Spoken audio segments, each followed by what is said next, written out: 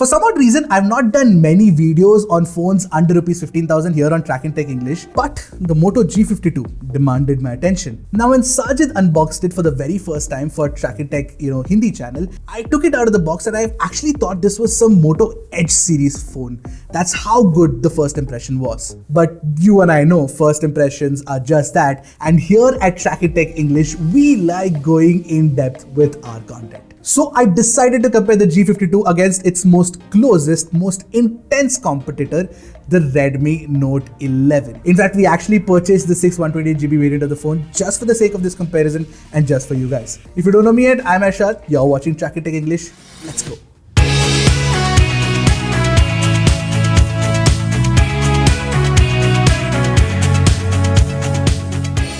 The Moto G52 is actually very well put together. It reminds me of the G series phones of the past. Now the rear is actually not made of polycarbonate but some material called PMMA. What I find this material to be is actually glossy and looks very similar to glass. I'll link an article in the description to highlight the benefits of it. You can go check it out. The Redmi Note 11 is made of polycarbonate, of course, but the back is kind of coarse. It doesn't feel as premium as the Moto G52. I feel that the G52's design definitely punches above its weight, and the inverse Batwing logo kind of looks really cool.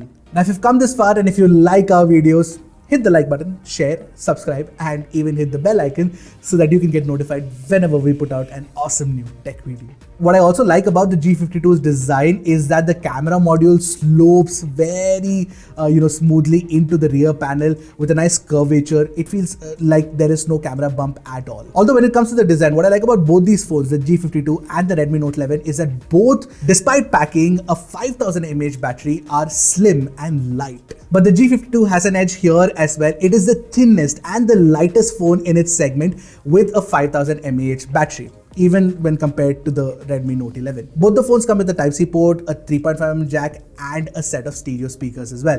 Now the speakers get equally loud on both, but what I found is that the balance is slightly better on the Moto G52 with the left channel sounding slightly louder. Plus you get support for Dolby Atmos as well. In fact, why don't you take a listen for yourself and let me know what phone you prefer.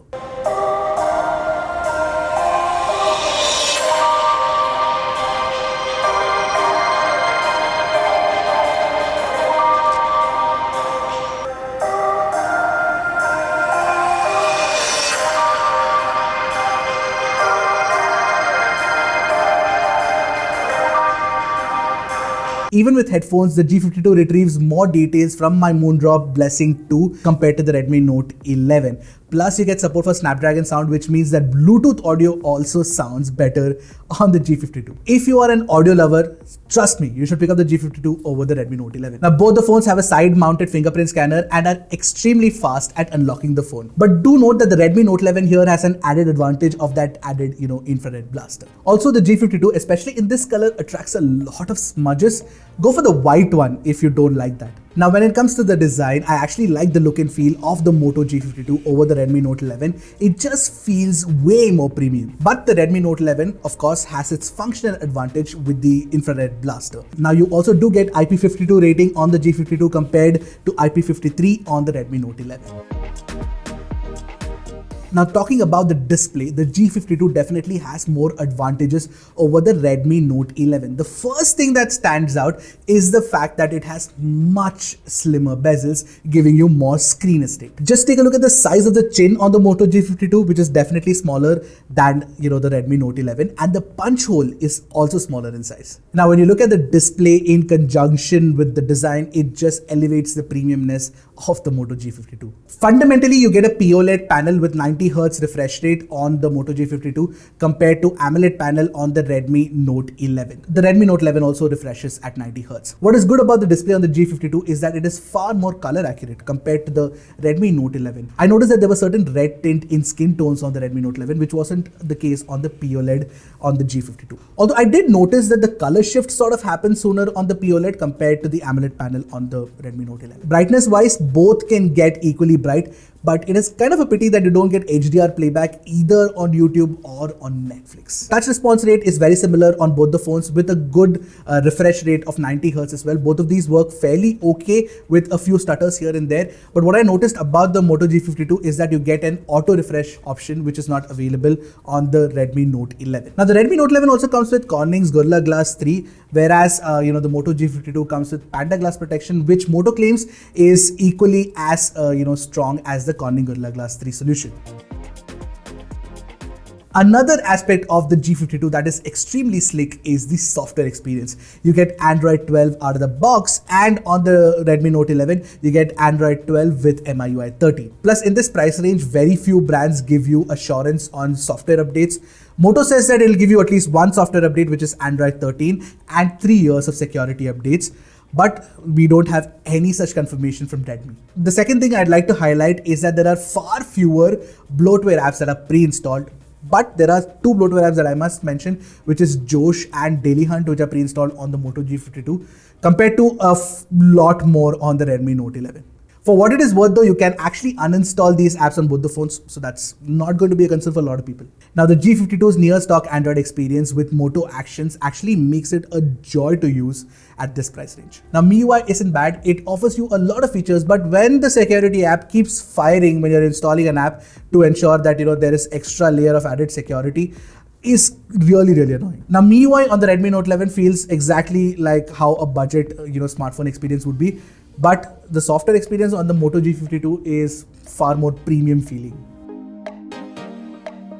Now, I'm not going into the camera specs in detail, but I'll directly jump into the comparison because the results are very interesting. Both the phones have a 50 megapixel primary camera. Now, what I noticed in my testing is the Moto G52 tends to soften the details, but ends up reducing the noise. However, Moto captures near color accurate pictures. The reds, blues, greens, and even the silver of the MacBook has been faithfully captured here. Against the light, the Redmi Note 11 captures better dynamic range with Auto HDR. Xiaomi's algorithm manages to control the highlights much better.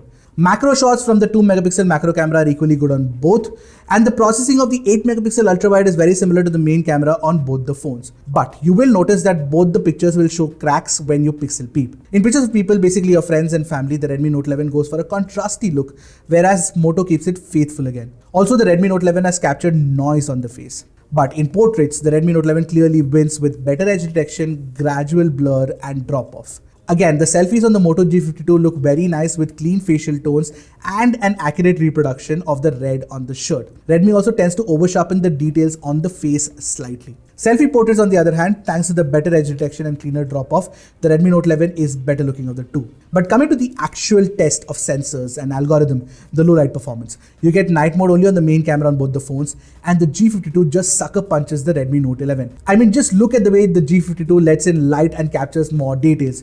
Basically, you can get usable low light shots from the G52, whereas sometimes the Redmi Note 11 just creates pictures that cannot be shared anywhere, let alone in social media. Now when it comes to video recording though, the Redmi Note 11 gets an advantage with EIS, so you get stabilized 1080p 30fps footage, plus the dynamic range and sound recording is better. Rear camera video being shot on Redmi Note 11 and the Moto G52. Rear camera video being shot on Redmi Note 11 and the Moto G52. Front camera video recording is not too bad on the G52, but Redmi offers better dynamic range.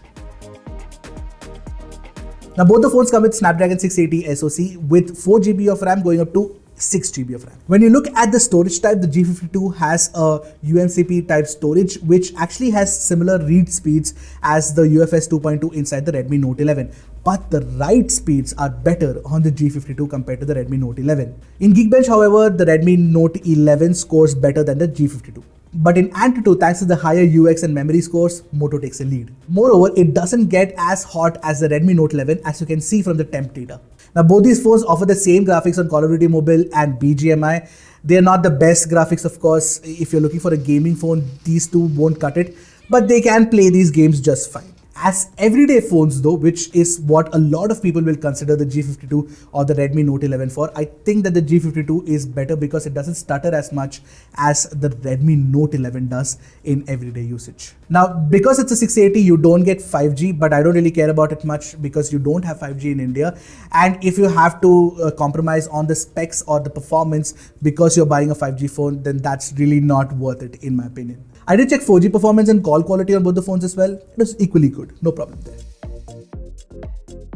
Now both these phones have a 5000 mAh battery like I mentioned earlier, and you get a 33 watt charger inside the box too. You can expect these phones to charge from 0 to 100 in 1 hour and 15 minutes. The G52 offers far better battery life, especially with better standby drain. I noticed that the G52 actually gave me 9 hours of screen on time compared to 8 hours on the Redmi Note 11.